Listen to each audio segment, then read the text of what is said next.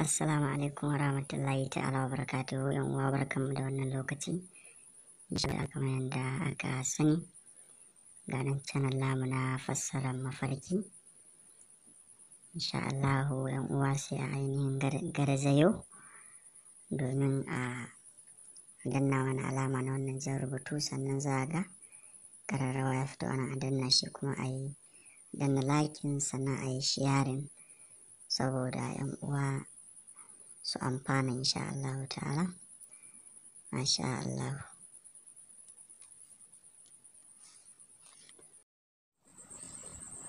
A'udhu billahi minash shaitanir rajim. Bismillahir rahmanir rahim. Assalamu alaikum warahmatullahi ta'ala wabarakatuhu.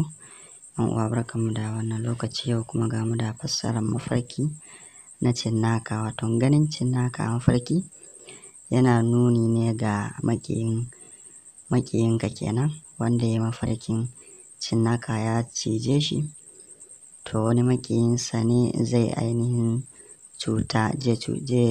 cuce shi. Wanda ya yi kuma mafarkin ya kashe cinnaka zai sami nasara akan makiyinsa.